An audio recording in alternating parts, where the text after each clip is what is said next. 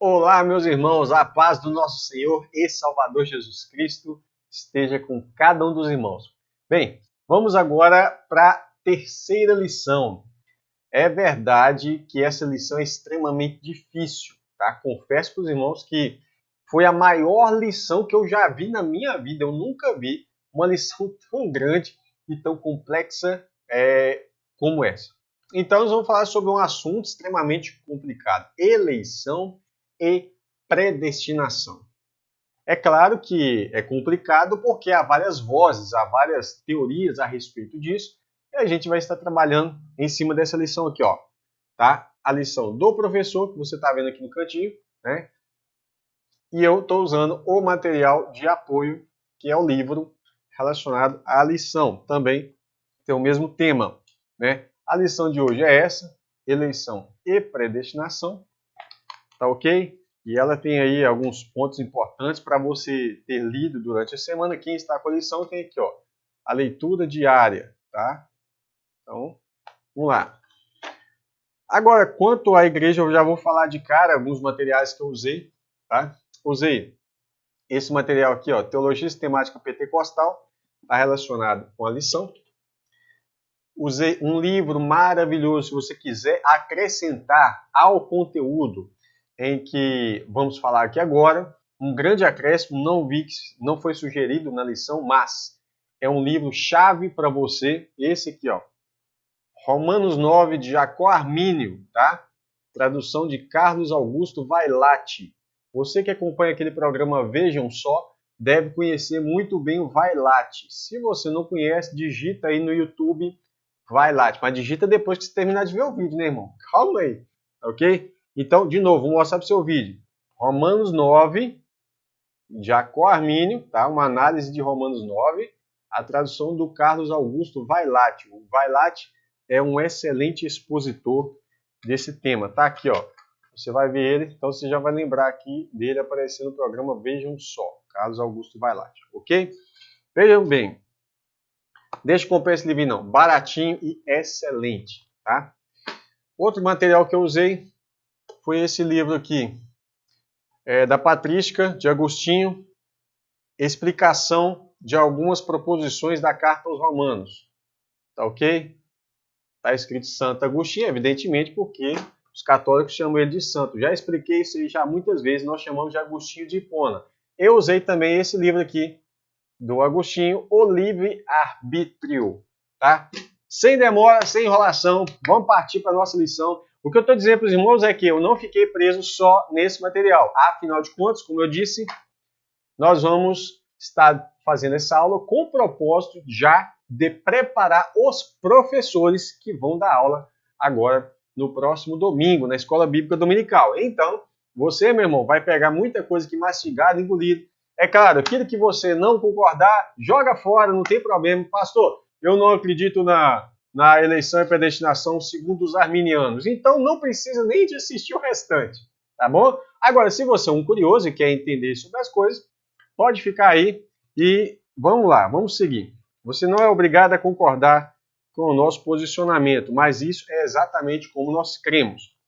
Então, a terceira lição fala sobre eleição e predestinação. Antes do início, vou dar uma introdução, uma apresentação sobre alguma coisa. Primeiro, deixando claro que os comentários realizados pelo curso Bíblico Online, pelo nosso canal, não refletem necessariamente o posicionamento oficial da editora. Claro que não, servindo apenas como subsídio aos professores que têm o dever, viu, professor, de avaliar e extrair o que lhes for útil. Se for útil, você pega, se não for, você descarta, sem problema.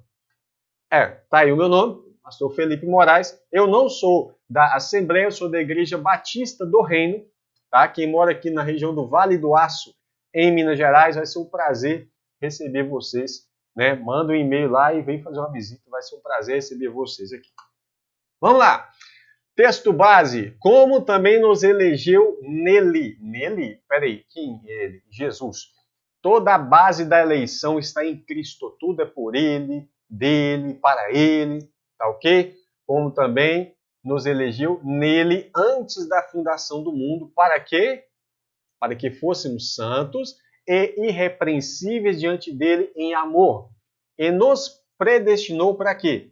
Para filhos de adoção. Então a predestinação está relacionada à filiação por meio de Jesus Cristo, para si mesmo, segundo o beneplácito da sua vontade. Detalhe em destaque aqui: a vontade de Deus deve ser cumprida na sua vida. Então, segundo o beneplácito da própria vontade de Deus, qual é a vontade de Deus para você? Que você seja obediente, que você seja fiel até o fim. Um diálogo entre Agostinho e Evódio, seu amigo. Evódio pergunta para Agostinho o seguinte: se possível, explica-me agora a razão pela qual Deus concedeu ao homem o livre-arbítrio da vontade, já que, caso não houvesse o livre-arbítrio, evidentemente, não houvesse recebido, o homem certamente não teria podido pecar. Então Agostinho estava defendendo para Evódio a ideia de que Deus concedeu ao homem livre-arbítrio. E Evódio pergunta, então me explica sobre isso, porque já que se não tivesse livre-arbítrio, o homem não poderia pecar. Afinal de contas, se o homem pecasse sem livre-arbítrio, você está dizendo que foi Deus que fez ele pecar. É diferente Deus permitir que algo aconteça entre Deus determinar que algo aconteça. E aí que está a chave da questão, ok? A referência está aqui, Agostinho, o livre-arbítrio, livro 2, capítulo 1, primeiro ponto. Vamos lá. Vou colocar aqui uma ilustração, pode ser fraca, pode ser rasa, mas é uma maneira que eu estou encontrando de poder explicar antes, para você entender alguns pontos. No dia 17 de julho, depois do empate de 0-0 com a Itália no tempo normal e na prorrogação, a decisão foi para a cobrança de pênaltis. Tafarel fez a sua parte. Dunga, que ele defendeu. Dunga, Romário e Branco converteram para o Brasil, que venceu por 3-2. O Brasil venceu e alcançou a glória, ou seja, foi campeão da Copa do Mundo de 1994. Vou fazer uma pequena ilustração. Hoje, nós já passamos 1994, por isso que eu estou fazendo essa ilustração. Suponhamos que você volte lá no passado, no dia 1º de janeiro de 1994. Lembrando que eles venceram em 17 de julho. Ok? Vamos lá. Suponhamos que nenhum dos jogadores do mundo tivesse condição financeira de chegar aos Estados Unidos, que a Copa foi lá. Então eles não têm. Por si só, eles jamais chegariam nos Estados Unidos. Condição de chegar aos Estados Unidos para disputar a Copa. Nenhum dos jogadores do mundo tem condição de chegar lá. E dependesse totalmente de que você pagasse o preço para eles terem acesso a esse campeonato. Entendeu?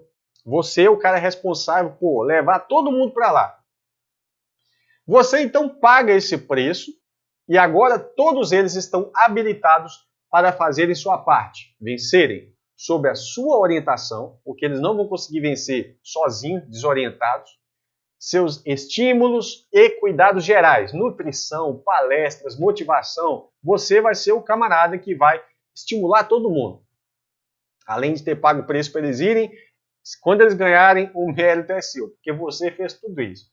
Infelizmente, nem todos aceitaram a sua oferta. Então tem gente que nem foi para a Copa. Mas entre os que aceitaram, sabem que jamais chegariam ali e nem vencerão por seus esforços, não fosse a sua ação sobre eles. Então, como é que o jogador, por melhor que seja, por mais capacidade que ele tenha, se ele estiver desorientado, não tiver uma nutrição perfeita, ele não vai alcançar por seus esforços sozinho. Mas agora precisam se esforçar, respondendo à sua voz, para alcançar o prêmio. Então você está ali dirigindo e eles têm que estar atentos à sua voz. O que é a voz aqui no sentido de Deus? A voz de Deus é a voz quando Deus te guia. Aquilo que Deus manda você fazer, você precisa dar ouvido à voz do Espírito Santo, não resistir e praticar. Então, entre eles, há uns grupos que rejeitam a sua voz e a ação sobre eles. Esses não vão ganhar o prêmio. E outro grupo que manteve firme e perseverou às suas orientações e fazem parte do time vencedor. Ok? Entendeu aí? Vamos lá, continuando. Atualmente, agora, se você conseguisse voltar ao tempo, em janeiro de 94, mantendo a ciência, a sabedoria dos fatos que ocorreram lá. Você volta antes do fato ter acontecido. O fato aconteceu em 17 de julho e você volta em 1º de janeiro, pouco antes do fato ter acontecido. Mas você agora carrega todo esse conhecimento de tudo que aconteceu. E lá no passado fosse narrar a história que está para acontecer, como seria? Quem você elegeria para serem os campeões? E qual o destino deles? A história ocorre, mas você, naquele tempo, você voltou no passado, a história então vai correr. Mas você já sabe quem ouviu a sua voz e venceu.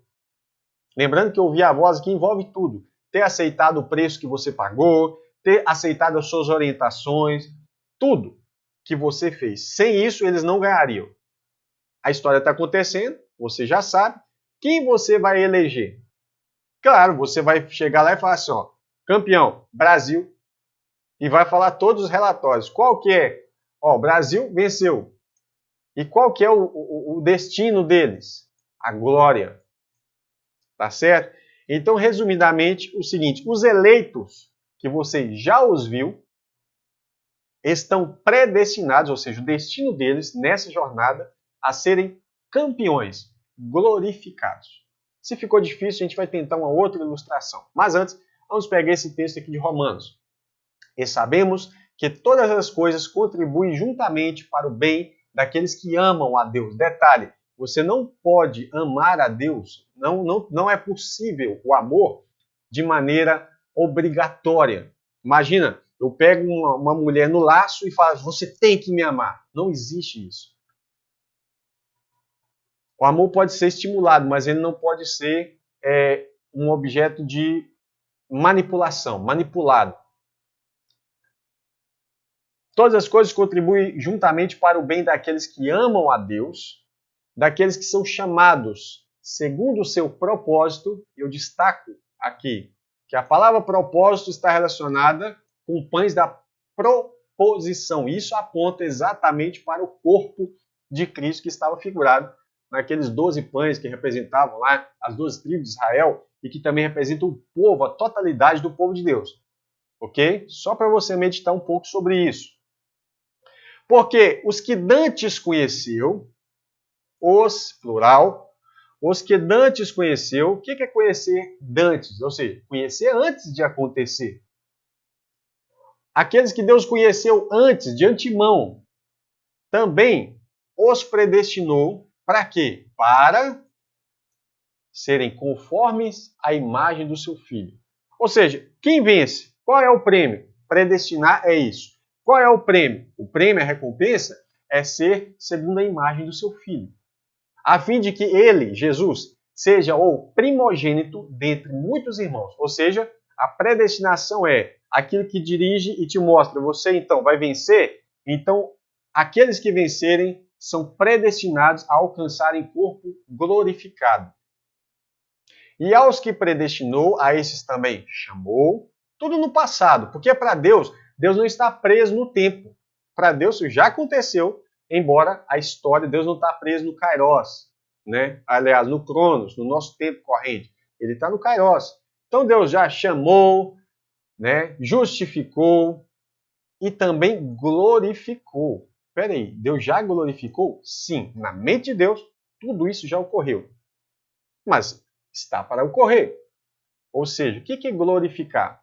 Receber corpo glorificado. Então aqueles, lembra da figura que nós falamos anteriormente? Aqueles jogadores que você conheceu de antemão, que te ouviu, que deu ouvido à sua voz, que aceitou o preço que você pagou, que caminhou lá, foram vencedores, receberam o prêmio, o quê? Receberam as suas medalhas de ouro, receberam a taça do mundo, receberam a glória.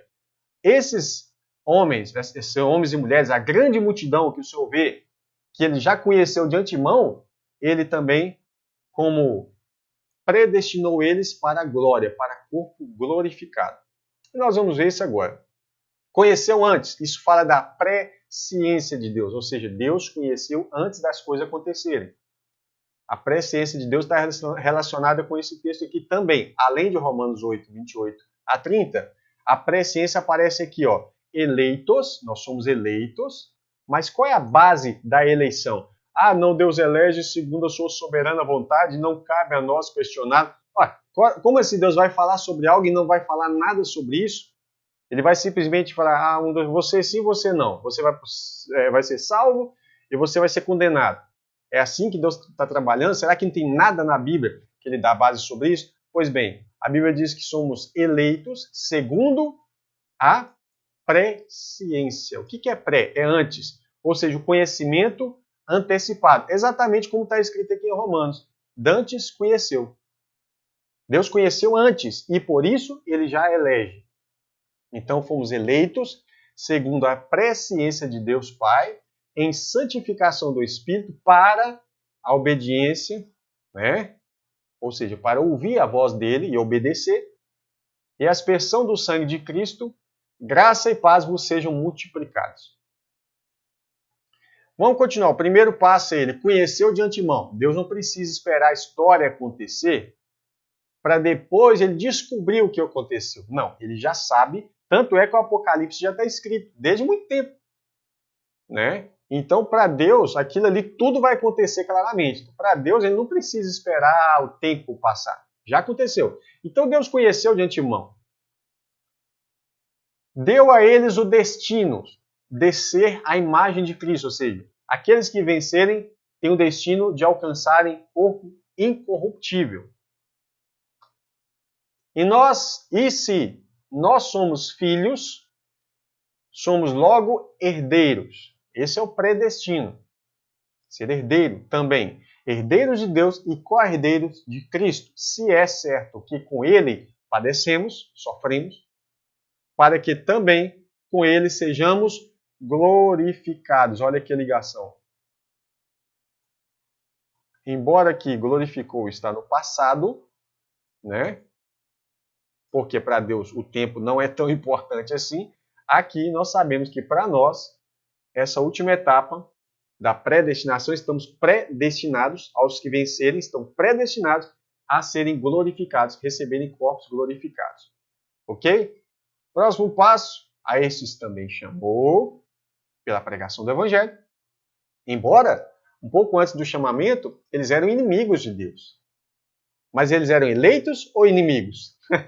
Ao mesmo tempo, eles eram inimigos, porém, na presciência de Deus, eles estavam eleitos, porque Deus percebe que eles vão ouvir o chamamento, vão ser justificados porque vão aceitar esse chamamento e serão glorificados. Serão, no nosso ponto de vista, sejamos futuro glorificados. Do ponto de vista de Deus, isso tudo já aconteceu. Por isso ele conheceu, a presciência faz com que Deus saiba quem são os glorificados, porque venceram, mas como ele já sabe antes, todo esse processo acontece na mente de Deus, sem preocupação em relação ao tempo. Concluindo essa parte da apresentação, que transformará, olha a glorificação, o nosso corpo abatido para ser, para quê? Para ser conforme o seu corpo glorioso, segundo o seu eficaz poder de sujeitar também a si todas as coisas. Amém? Vamos lá? Só mais um acréscimo. Cair da graça não só é possível, cair da graça é possível, não só é possível, como também seria absurdo manter advertências quanto a perseverar. Pensa bem, aquele que pensa estar de pé, cuide e não caia. É possível cair? É lógico, não faz sentido você falar assim, ó, cuidado para não cair. Aí você falaria para mim, como assim é impossível eu cair? Né? Exemplo de homens que caíram de seu estado diante de Deus. Judas foi escolhido. A palavra ela é eleito. Judas foi escolhido. Tá aqui algumas referências para você ver. E por ato voluntário tirava. Ele não tirou, ele tirava. Frequência. Tirava da bolsa o que ali se lançava. A bolsa das ofertas que eles recebiam. Ele era ladrão. E aí você vai ver isso aqui, ó. Ok? Assim, desviou-se. Tá aqui, ó. Outro camarada, além de Judas. Vou circular Judas. Saul, mais um exemplo. Foi enviado por Deus, ungido por ele, mudado, possuído pelo Espírito. Olha, ele foi enviado por Deus, foi ungido por Deus, mudado por Deus, possuído pelo Espírito, profetizou pelo Espírito, edificou um altar ao Senhor, desviou-se a edificar uma coluna para si. Morreu como suicida, ele suicidou-se, distanciado de Deus. Demas, um dos ajudadores do apóstolo Paulo, se desviou. Ele era um cara que era até obreiro, se desviou, caiu. Himeneu, lembra de Himeneu e Fileto? Himeneu caiu. Alexandre caiu também, está aqui a referência, as referências bíblicas. Desviaram-se, escolhendo seus próprios caminhos. A presciência de Deus não força a livre vontade do homem. Deus sabe que a pessoa vai cair, é óbvio, mas é por falta de oportunidade de Deus estender a mão? Não. Deus sempre está de braços abertos. É possível endurecer o coração e resistir à voz de Deus. E aqui temos várias referências para você estudar, onde vai falar assim: se hoje ouvires a voz do Espírito Santo, não endureçais o vosso coração. Ora, para que falar isso se não é possível resistir à voz de Deus, né? Então, você pega esse texto aqui, você vai ver que homens que resistiram à verdade. E aí vai falar muito sobre isso. Homens de dura cerviz e incircuncisos de coração e de ouvidos, vós sempre resistis ao Espírito Santo. Assim como fizeram vossos pais, também vós o fazeis. Tá certo? Então, é possível cair da graça, e é possível sim, a graça não é irresistível. Ela é resistível, porque você vê várias vezes os fariseus resistindo, e não só os fariseus, como muitos entre os gentios também. Tá ok? Vamos lá. Esse aqui, esse cidadão aqui é você. Vamos pegar uma figura de você. Tá ok? Então, o que acontece? Você está ali necessitado de que você seja levado por Deus para esse estado de glória. Você precisa de uma ação. Primeira coisa que acontece é que aparece ali o povo de Deus, todo mundo dentro desse... Vou pegar uma figura de um ônibus, poderia ser um corpo, qualquer outra coisa. Mas como você está aí como um hominho, então passa o ônibus da glória, destino, glória eterna, ou seja, corpo glorificado. Esse ônibus saiu de um lugar, de um ponto, e o destino dele é chegar aqui. Ele vai chegar lá de qualquer maneira, com você ou sem você. Ou seja, o povo de Deus, a grande multidão completa, ela vai chegar, independente de você perseverar ou não, né? A grande multidão está destinada a chegar lá. Deus sabe quem? Sabe, é lógico que sabe. Ok?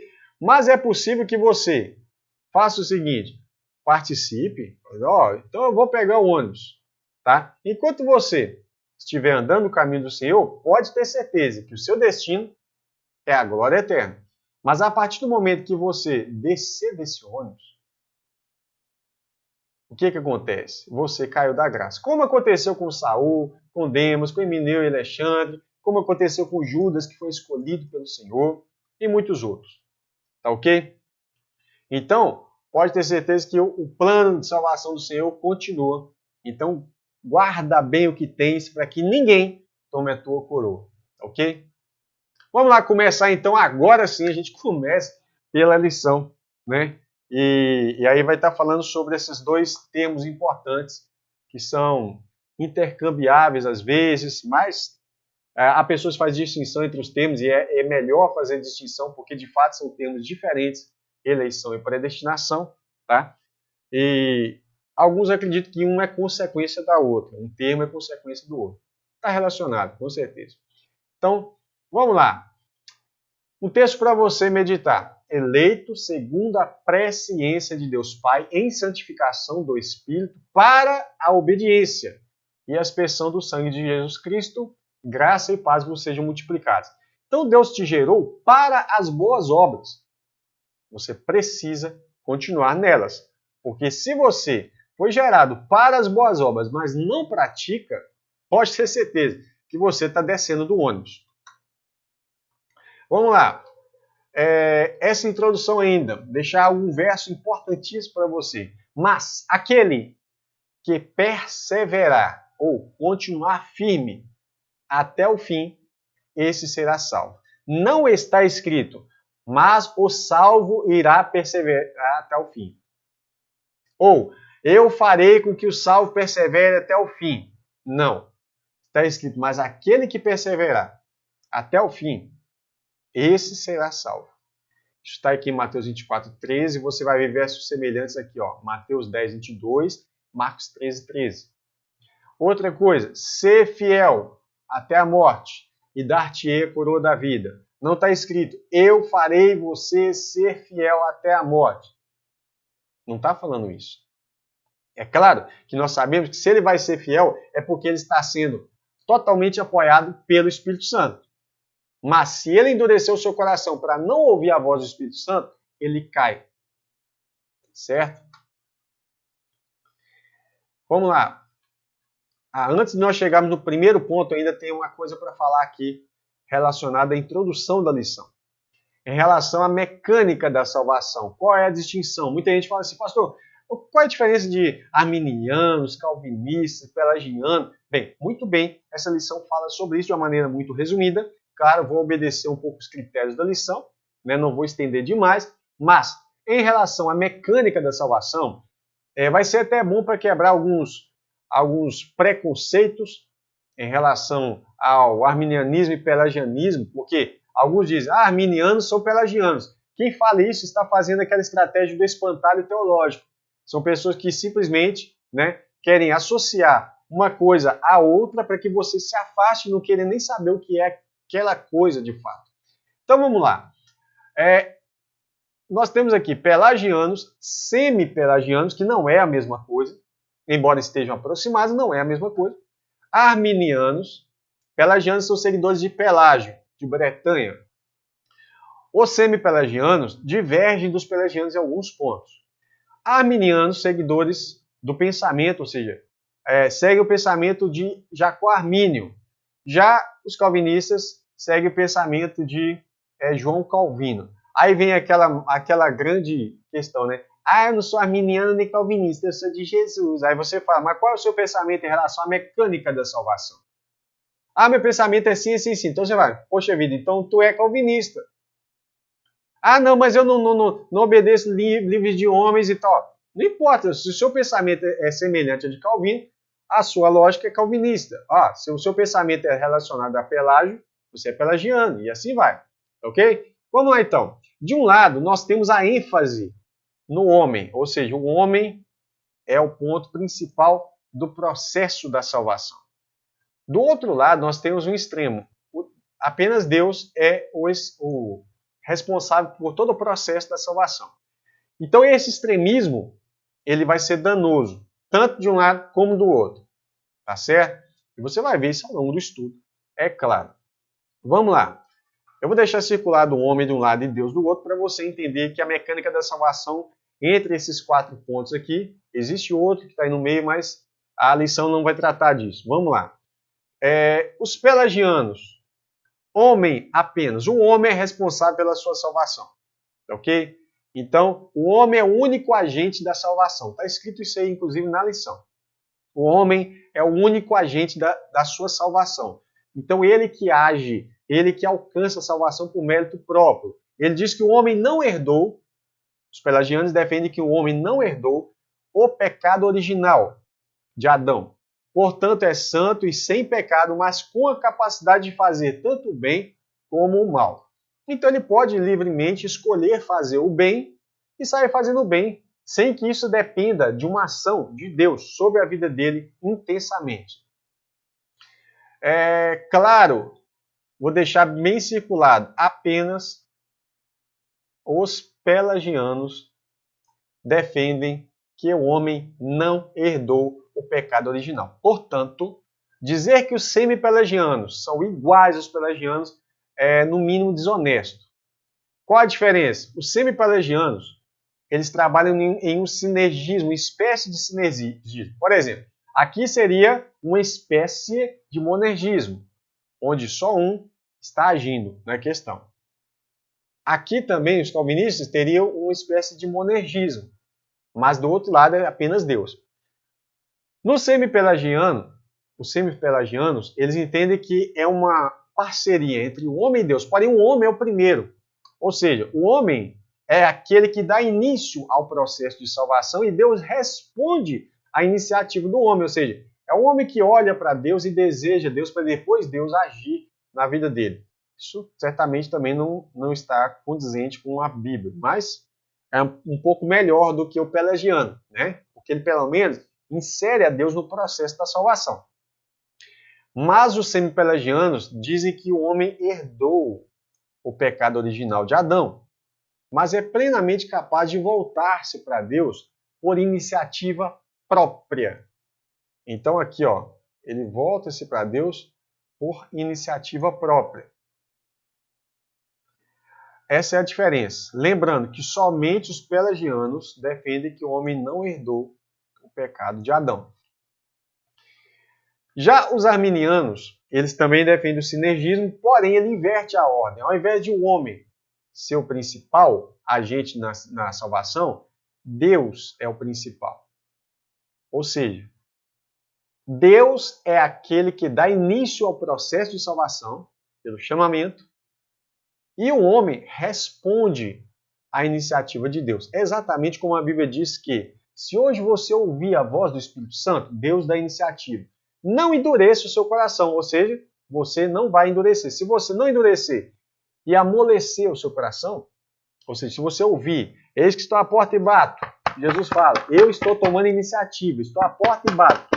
Se alguém ouvir a minha voz e abrir, a iniciativa é de Deus, mas o homem responde, estou à porta e bato, se, é uma condição, se alguém ouvir a minha voz e abrir, então entrarei, cearei com ele, ele comigo. É exatamente esse o processo em que nós vemos que a Bíblia diz. Deus é aquele que dá início ao processo e o homem responde à iniciativa de Deus.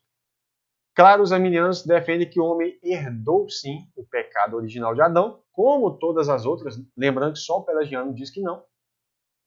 E olha a diferença do arminianismo pelagiano, tem nada a ver, né? E não é capaz de voltar-se para Deus por iniciativa própria. O homem não é capaz de voltar-se para Deus por iniciativa própria. Deus é quem primeiro procura um homem, como aconteceu exatamente no Jardim do Éden. O homem pecou e quem foi aquele agente que procurou? Quem? Foram os homens que procuraram a Deus? Foi Adão e Eva? Não. Deus procura, Deus dá iniciativa. Cabe ao homem responder esse chamamento. Deus é que primeiro procura o homem e pela graça preveniente, aí você pesquisa aí sobre isso, essa é uma expressão teológica, dá-lhe capacidade de recebê-lo. Tá ok? Agora, os calvinistas dizem que apenas Deus age no processo da salvação. Fica assim, Deus é o único agente da salvação. Então o homem não tem interferência absolutamente nenhuma no seu processo de salvação.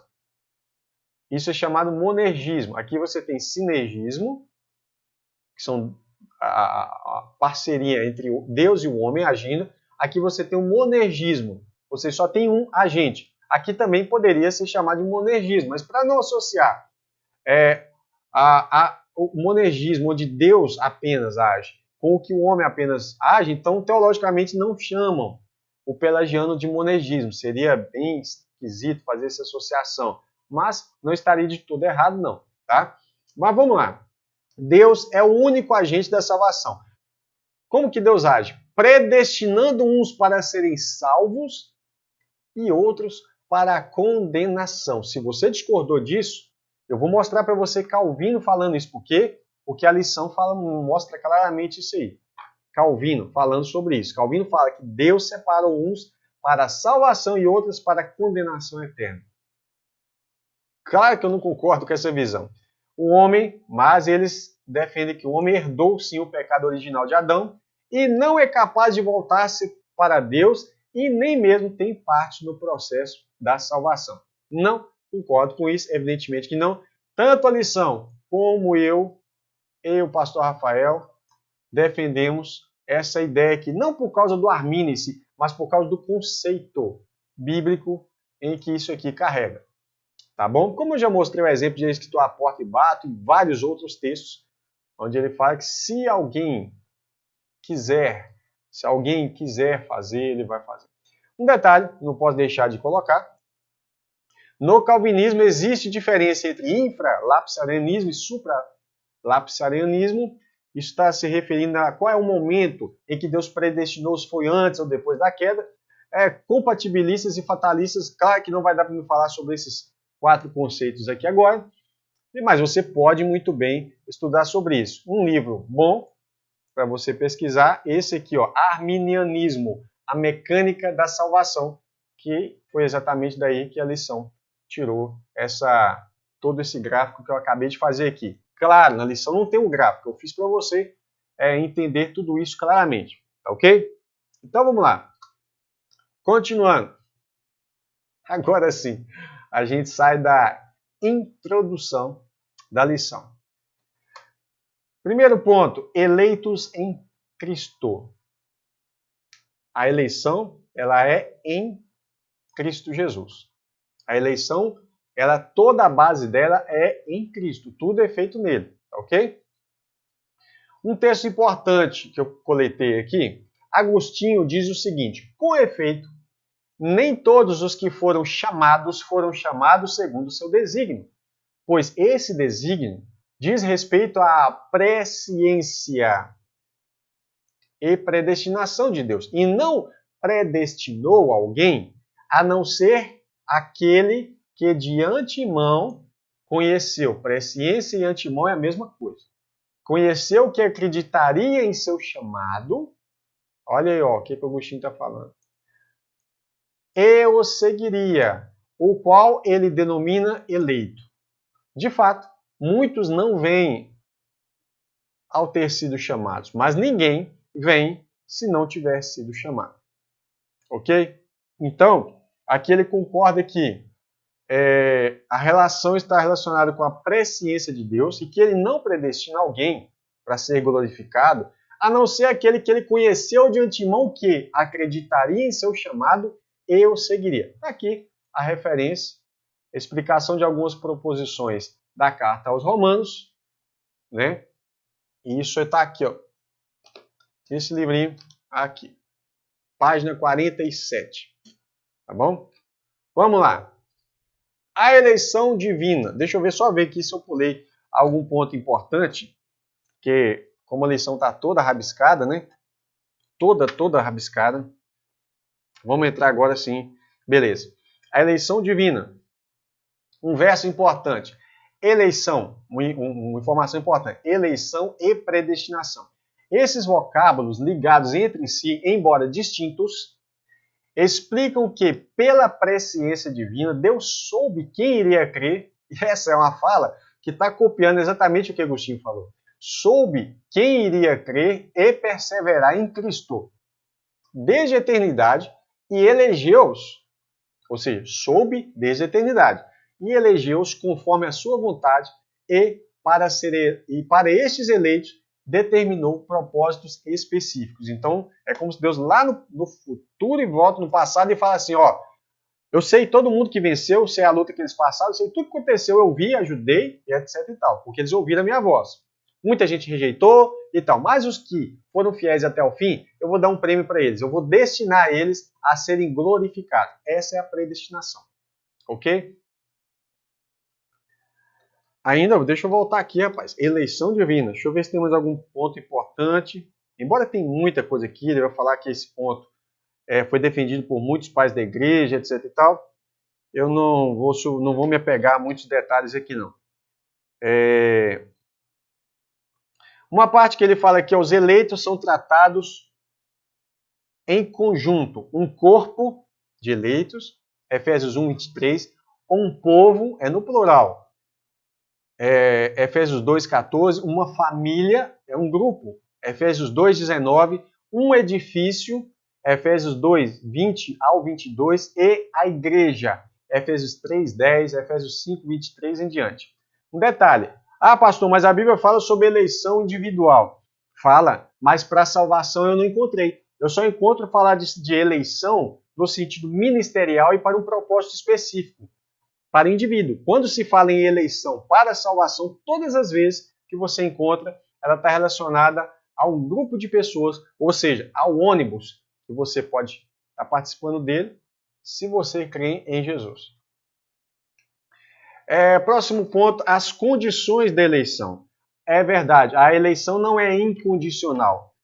É incondicional. Querendo ou não, você vai ser eleito porque Deus, em sua soberana vontade, dá a impressão que o livre-arbítrio tira a soberania de Deus. Preste atenção. Se o livre-arbítrio tirasse a soberania de Deus, Deus não é soberano para te dar o livre-arbítrio? E digo mais, se o livre-arbítrio é oposto à soberania, então Deus não tinha livre-arbítrio durante o Éden, porque lá no Éden o homem tinha ou não tinha livre-arbítrio? Tinha. Deus perdeu a sua soberania? Não. Mesmo depois do Éden, Deus fala assim com Caim, que ia para matar Abel. Ele fala assim, olha, o bem e o mal está diante de você. Deus fala isso com Israel também várias vezes, mas ele fala, olha, cabe a você dominar o seu desejo. Cabe a você dominar o seu desejo. Deus está dando livre-arbítrio, está deixando isso claro. Ele fala assim, olha Israel, o bem e o mal está diante de ti. Deus perdeu a soberania? Não, em momento nenhum Deus perde a sua soberania. Inclusive, Ele é soberano para nos dar o livre-arbítrio. Ou seja, resumindo, nós fomos eleitos para termos livre-arbítrio. Tá ok? Vamos lá. Eleitos para serem livres.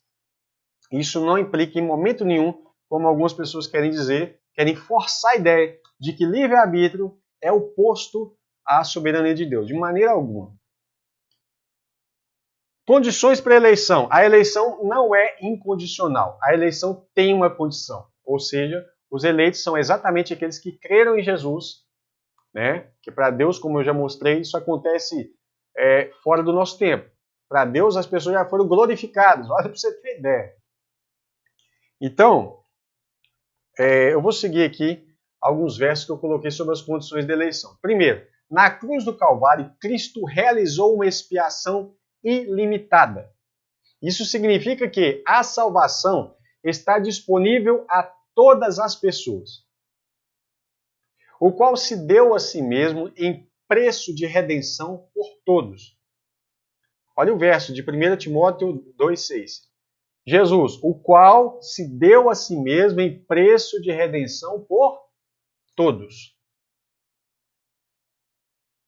para servir de testemunho ao seu tempo. Inclusive, é por isso que Deus vai poder julgar o resto que não aceitar Jesus. Não aceitar Jesus, que eu falo, é aceitar a mensagem da cruz. Por quê? Por que Deus vai julgar? Porque há um testemunho de que, exatamente, de que a salvação estava disponível, mas eles rejeitaram, e por terem rejeitado voluntariamente, eles vão ser condenados. Do contrário, Deus estaria sendo simplesmente tendo uma ação totalmente maligna, onde como que eu posso ser julgado de algo que eu não tinha escolha? Como que eu posso ser julgado se eu não tinha como mudar nada disso? Nem ouvindo a voz de Deus eu poderia mudar, que eu não ouviria a voz de Deus. E Deus fez isso para esse propósito. Imagina, que malignidade. E nós vamos ver isso aqui acontecendo numa declaração aqui daqui a pouco. Então, a expiação é ilimitada e a eleição é condicional. Embora a salvação esteja disponível para todo mundo, a eleição para a salvação é condicional. Serão salvos todos na condição, por isso ela é condicional, de crerem em Cristo. Aqueles que creem são os eleitos.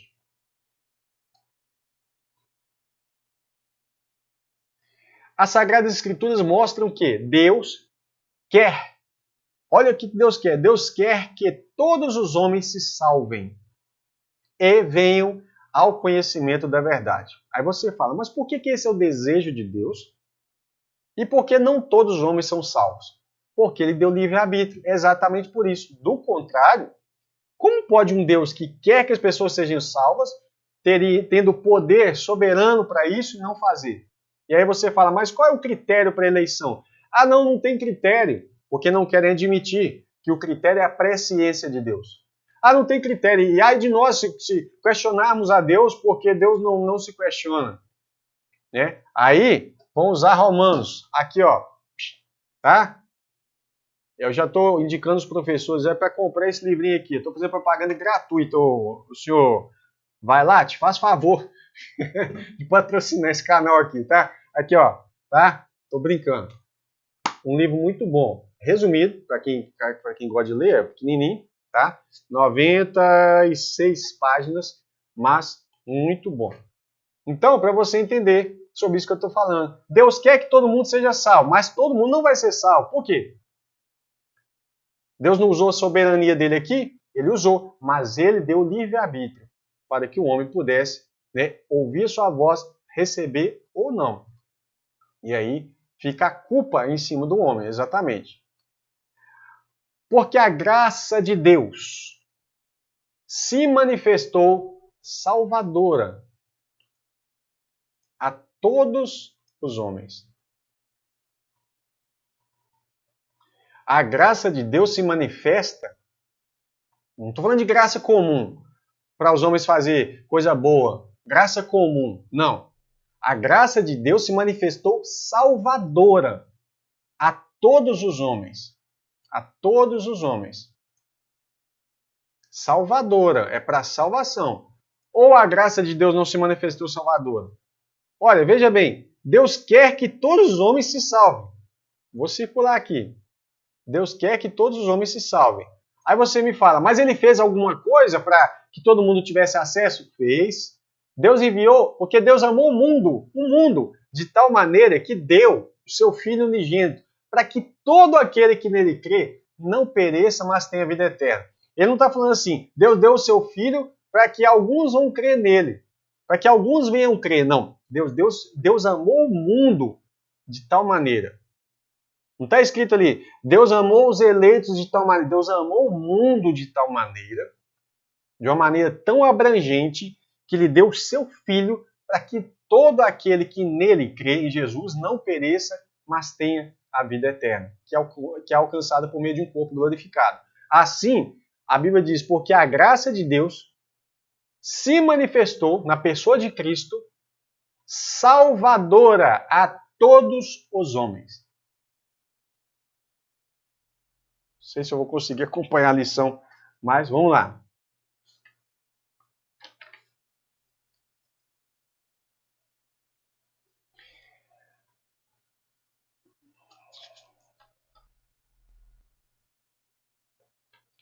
Terceiro ponto, ainda do primeiro, o terceiro item do primeiro ponto, eleitos em Cristo, vida santa e irrepreensível.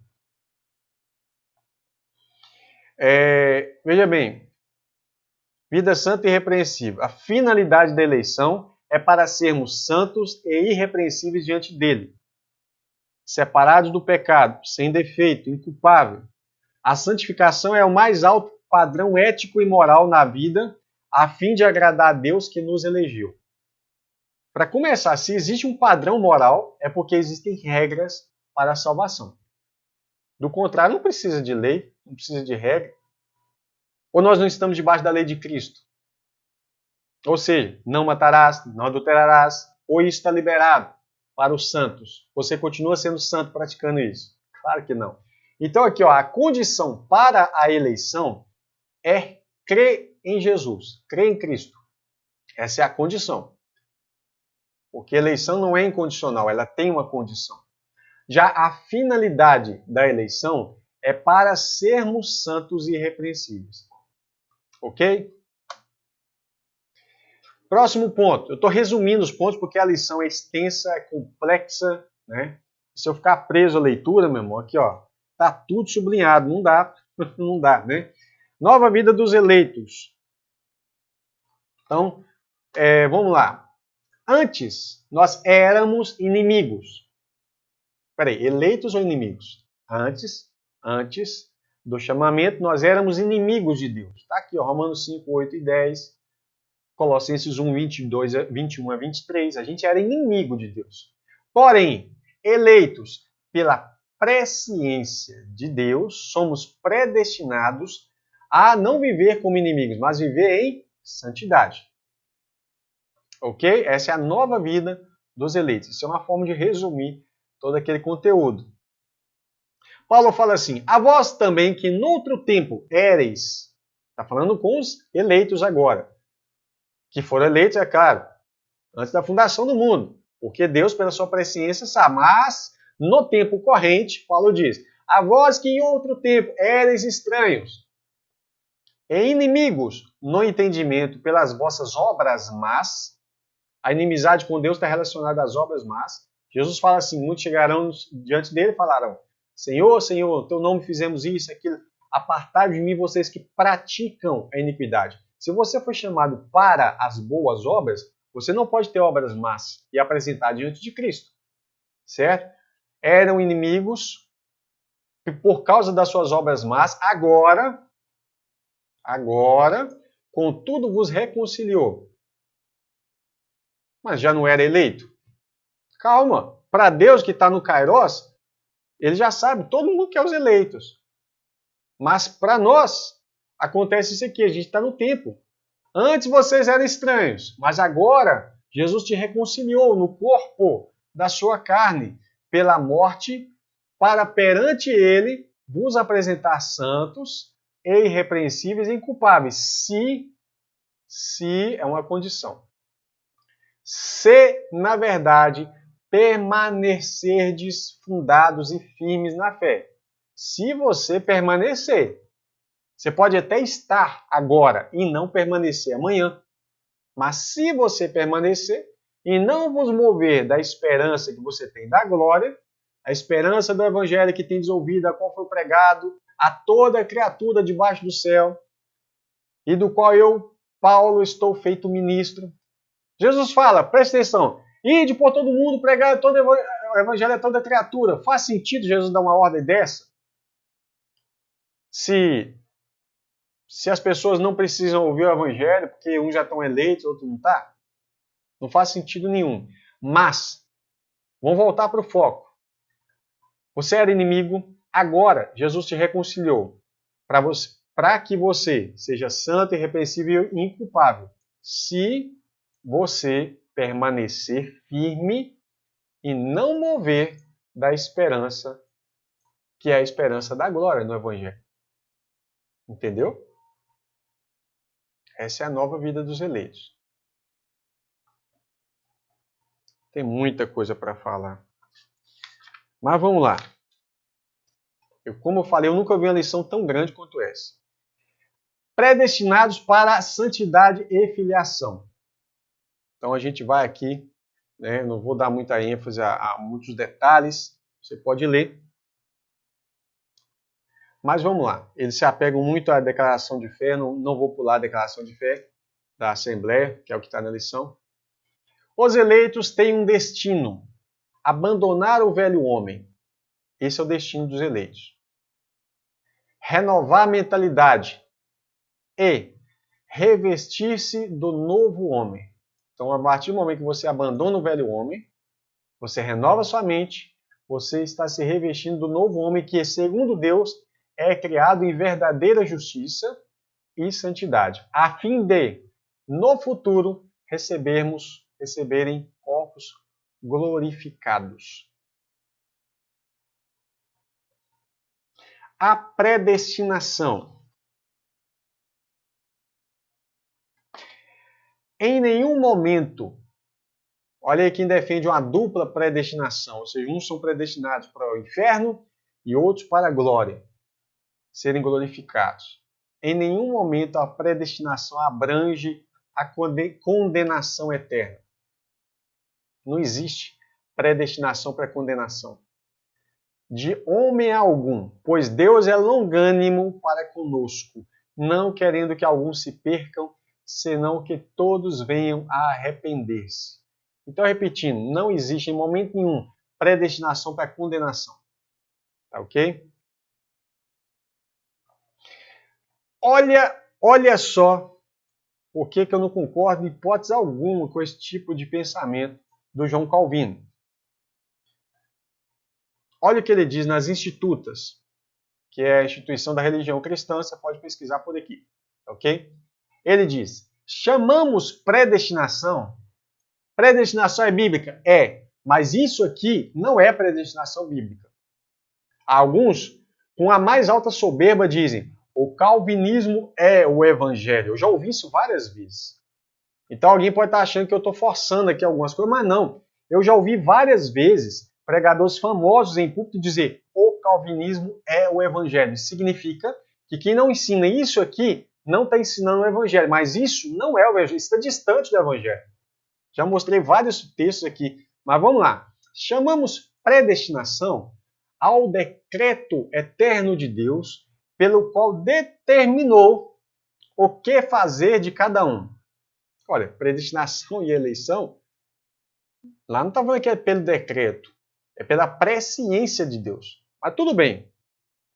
Chamamos predestinação ao decreto eterno de Deus, pelo qual Deus determinou o que fazer com cada um dos homens. Porque ele, olha para você ver, não os cria, Deus não criou o homem com a mesma condição. Mas antes, Deus ordena uns para a vida eterna e outros para a condenação perpétua. Eu não creio em um Deus que ordena uns para a vida eterna e ele ordena outros para a condenação perpétua. De maneira alguma. Deus já fez, olha, ele não os cria na mesma condição. Ele já cria a pessoa para ir para o inferno. É isso que ele está dizendo. Eu não creio nisso de maneira alguma. Porque como que pode a graça de Deus se há manifestado trazendo salvação a todos os homens, se não é todos? Não é todo mundo que tem acesso. O cara já foi criado para ir para o inferno. Portanto, segundo o fim para o qual o homem é criado, dizemos que ele está predestinado à vida ou à morte. Segundo o fim que ele é criado. Olha, a predestinação e eleição está relacionada à presciência. É segundo a ação desse homem, é que ele está destinado à ação que eu falo em relação à ação de Deus. Deus primeiro age sobre eles e eles respondem a Deus com um sim ou com um não. Eles resistem à voz do Espírito Santo ou dão ouvido à voz do Espírito Santo. Ora, eis que estou à porta e bato. Se alguém ouvir, ouviu. Aí eles vão dizer, não, mas ele ouviu porque ele estava predestinado a ouvir. Deus decretou que ele ouviria. Nós somos robôs, por acaso? Que amor é esse que eu tenho para Deus que eu não tenho nem opção de falar que eu não o amo? Veja bem. Então não concordo com isso de maneira alguma.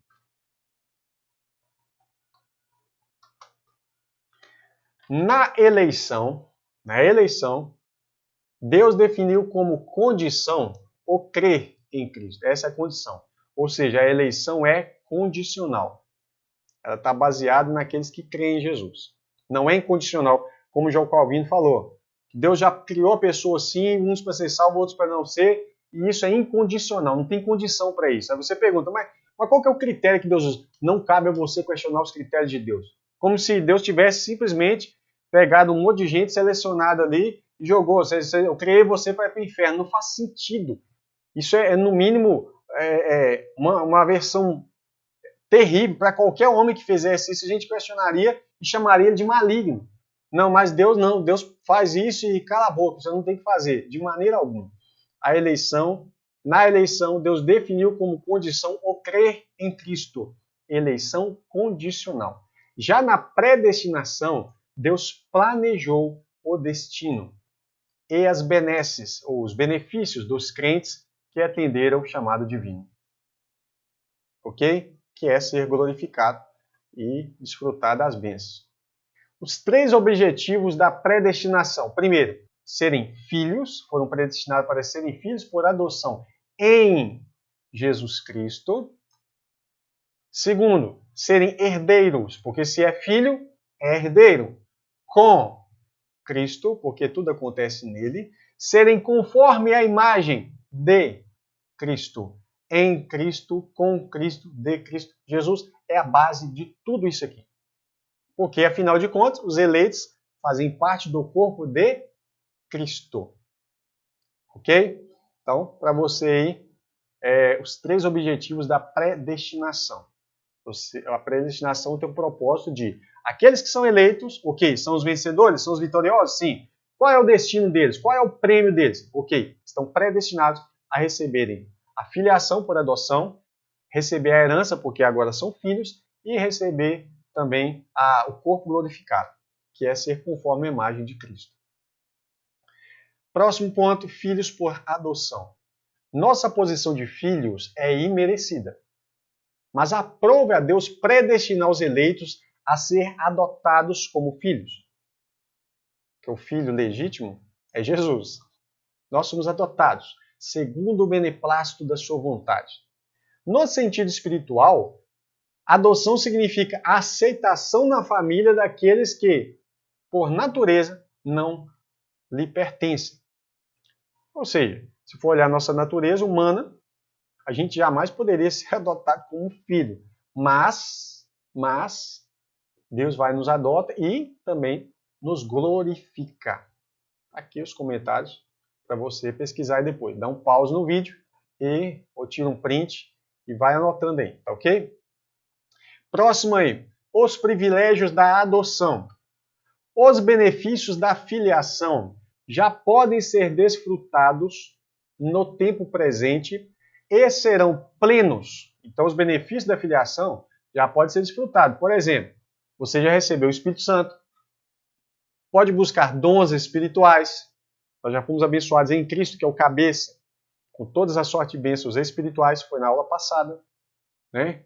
Mas os benefícios serão plenos no seu corpo, eternamente, por ocasião da vinda de Cristo. Já podemos clamar Abba, Pai. Romanos 8,15, Gálatas 4,6. Nós podemos chamar ele de Pai. Abba, Pai. Por causa da filiação. Um comentário no dicionário Wycliffe. Quando uma criança era adotada, o pai natural perdia toda a autoridade sobre ela, enquanto o pai adotivo adquiria o controle total do seu novo filho. Ou seja, se antes éramos inimigos, filhos do diabo, que é assim que a Bíblia fala, agora, estando em Cristo, sendo adotados, nós somos chamados agora pelo Pai de filhos. E o detalhe, a Bíblia fala que quem são os filhos? Lembra disso? Romanos 8 vai falar sobre isso. Muita gente não sabe o que está escrito aqui, eu vou ler para você. Romanos 8,14. Porque todos os que são guiados pelo Espírito de Deus, esses são filhos de Deus. Então, os que são guiados pelo Espírito de Deus. Se você não está sendo guiado, mas está sendo guiado pela carne, pode ter certeza, você não está sendo filho.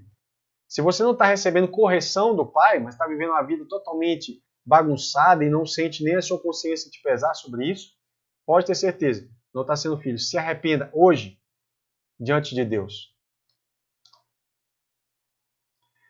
Terceiro ponto, a sublimidade do propósito na predestinação. Como eu falei, eu não tenho condição de estar lendo, de estar apresentando cada item disso aqui, mas a proposta é dar uma base para os professores. A sublimidade do propósito na predestinação.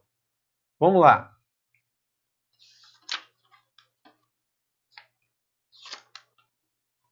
Não há nenhum comentário na lição sobre isso. Então vamos lá. Predestinação e salvação. O termo predestinação aparece 6 vezes no Novo Testamento. E aí você tem as referências. Em nenhuma das vezes a expressão faz referência a pecadores sendo destinados à condenação eterna. Nenhuma vez. Tal observação, aqui o comentário do Títilo, ou Títilo, não sei como é que pronuncia o nome dele, tal observação de que não existe predestinação para condenação deveria ser suficiente para desmontar a compreensão calvinista da predestinação como escolha de uns indivíduos para a salvação e de outros para a perdição, ou seja, a dupla predestinação. Isso não é bíblico, evidentemente não. Tá aí a referência para você comprar o livro ou quiser consultar. John Wesley, grande pregador, ele fala o seguinte, na sua obra Predestinação Calmamente Considerada, diz, a respeito daquele que, está falando de Deus, a respeito daquele que, sendo capaz de livrar milhões apenas com o sopro da sua boca, se recusasse a salvar mais do que um entre 100 e dissesse, eu não faço porque não quero. Como exaltaremos a misericórdia de Deus se lhes atribuirmos tal procedimento? Como é que eu vou falar que Deus é misericordioso se Ele está pegando as pessoas, tendo o poder soberano de salvar todos? Ele pega uns, seleciona, você vai ser salvo e você não, de maneira assim arbitrária. E não cabe a você questioná-lo. Não tem ninguém questionando a Deus. Deus já explicou que a eleição é pela sua presciência. Então, John Wesley também não concorda com essa arbitrariedade, né? Vamos lá. A predestinação e o amor. O destino dos crentes já estava estabelecido. Ou seja, na eternidade, qual que é o destino? O destino é o corpo glorificado. Deus já estabeleceu que os vencedores serão glorificados. Entendeu aí? O destino dos crentes, corpo glorificado, Deus já estabeleceu isso lá no passado. Olha, quem vencer vai receber isso, isso e isso. Aquelas promessas que estão dadas em Apocalipse 2 e 3, às 7 igrejas, ao que vencer eu concederei que se assente comigo, ao que vencer eu lhes darei a coroa, ao que vencer, tudo isso já estava estabelecido desde a fundação do mundo. Aliás, o reino que vos está preparado desde a fundação do mundo. Ou seja, aquilo ali é que os vencedores estão predestinados a alcançarem.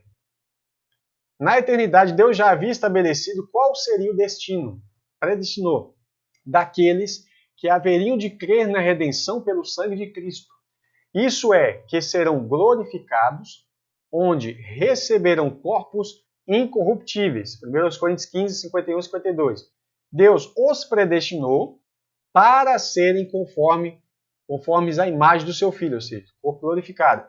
E, quando ele se manifestar, seremos semelhantes a ele. Cuidado, não seremos iguais a Cristo, não. Semelhantes. Por que eu estou dando uma frisada nisso? Nós não vamos ser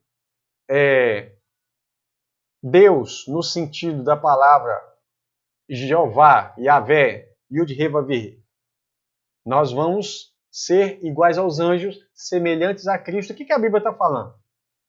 Por que eu estou frisando isso? Em nenhum momento na Escritura, em nenhum momento é prometido para a igreja onipotência, onisciência e onipresença. Cuidado! Isso aqui é ir além do que está escrito, hein? A Bíblia não promete para nós esses 3 atributos exclusivos da divindade. Onipotência, onipresença e onisciência. Isso é só dado a Deus. Deus só tem isso. Só Deus tem isso. Nós não. Embora nós receberemos corpo glorificado, imortal, incorruptível, né? E certamente teremos um poder grande, isso não nos garante esses poderes a nos colocar como se fosse assim, parte da divindade no sentido pleno da palavra. Claro que não. Ah, pastor, mas está escrito lá no Antigo Testamento que seremos Elohims, ou seja, fala assim, vós sois deuses. Elohim, até os anjos são. Por isso, é aplicado a juízes ali, no caso de reis e juízes que mandavam e desmandavam e que tinham poder para dar e tirar a vida das pessoas com um decreto. Mas quando fala que nós seremos Elohims, né, não está falando que a gente vai ser Deus, Jeová, tá ok? Igual Jesus é nesse caso, mas nós não. Ou seja, Jesus tem onipotência, onipresença, onisciência. Desculpa dar uma pausa, mas eu preciso frisar isso para você não confundir que nós seremos semelhantes a Ele com ser igual a Ele, tá? Vamos lá. Conclusão, né? Sendo assim, os que se achegam a Cristo não são coagidos, mas atraídos a Ele. Aqui fala que a todos atrairei até mim. Quem quiser, tome de graça, se você quiser, da água da vida. Olhai para mim e sereis salvos, todos os termos, todos os limites da terra, porque eu sou Deus e não há outro. Está aberto a todo mundo. Quer mais? Ó vós, todos os que têm sede. Só os eleitos têm sede? Não, todo mundo tem sede. Vinde às águas. E os que não têm dinheiro, vinde, comprai e comei. Sim, vinde, comprai sem dinheiro e sem preço, vinho e leite. Vinde a mim, Jesus fala, vinde a mim, todos os que estáis cansados e oprimidos. Espera aí, quem está cansado e oprimido? O mundo inteiro. Jesus convida. Mas Deus, não tendo em conta os tempos da ignorância, anuncia agora a todos os homens e em todo lugar. Por que Deus vai anunciar se essa pessoa não pode aceitar esse anúncio? Deus anuncia a todos os homens, sem distinção, e em todo lugar, que se arrependam. Aí imagina Deus anunciando para se arrepender, sabendo que a pessoa no sentido que ele não vai se arrepender. Ah, mas Deus sabe pela presciência, mas presta atenção no que eu estou dizendo. Quando Deus está anunciando agora, Paulo está tratando do nosso tempo kairos. Deus está anunciando a todos os homens sem distinção. Agora, será que Deus está fazendo teatro? Será que Deus está convidando as pessoas ao arrependimento? Sendo que ele mesmo decidiu que essa pessoa não vai se arrepender? Ou Deus poderia culpar essa pessoa e jogar ela no lago de fogo? Ou foi Deus, sabendo que essa pessoa não vai se arrepender, ainda assim ele oferece a salvação e depois apresenta, olha, foi oferecido para você, é você que não quis. Essa própria pessoa fala assim, realmente, eu sou digno de ir para o lago de fogo, porque eu rejeitei tão grande salvação. Agora Deus anuncia a todos os homens, não é só aos eleitos, a todos que se arrependam. Deus quer que todos os homens se salvem e venham ao conhecimento da verdade. Cristo morreu por todos e por cada um dos pecadores. Se não fosse assim, o poder do pecado em Adão, que foi um homem que pecou e o pecado atingiu todo mundo, seria maior do que o poder da cruz de Cristo, o último Adão. Veja bem, pare e pense. Se o pecado, por causa do pecado de Adão, abrangiu todos, se a expiação de Cristo também não abrangisse a todos, ou não providenciasse salvação a todos, você está dizendo que o poder do pecado é maior do que o poder da cruz. E não é. Evidentemente que não. Desde a eternidade, segundo a sua presciência em Cristo, Deus elegeu em Cristo e predestinou os que creriam. Predestinou para quê? Para a salvação? Não, predestinou para a glorificação. Predestinou os que creriam e perseverariam na fé, em santidade, receber a filiação divina. Qual é o predestino? Ser aceito como filho, desfrutar todas as bênçãos espirituais divinamente estipuladas. Meu irmão, eu espero, minha irmã querida, meu irmão querido, professores que estão acompanhando os estudos, eu espero que você tenha gostado desse estudo, tá? Eu peço que você não deixe de se inscrever no canal, ativar o tal do sininho para você receber a notificação aí, tá? Quando você ativar o sininho, coloca lá todos, receber todas as notificações. Deixa o tal do like para ajudar o canal, né? Compartilha nas suas redes sociais. Toda terça-feira a gente vai continuar os estudos dessa lição do segundo trimestre, tá ok? A próxima lição, a lição 4, a iluminação espiritual do crente, certamente vai ser um tema muito mais fácil para trabalhar do que esse. Então se inscreva, deixa o like aí, se esqueceu, deixa aí. Deixa o tal do like, compartilhe nas redes sociais, principalmente o WhatsApp, né? Outras redes sociais que você tiver. E eu peço aos irmãos que orem por nós, né? Porque a oração, ela é aquilo que Deus tem nos sustentado pelas orações dos irmãos, ok? Que Deus te abençoe, um forte abraço e que nós vamos para a próxima lição, se Deus permitir. Amém?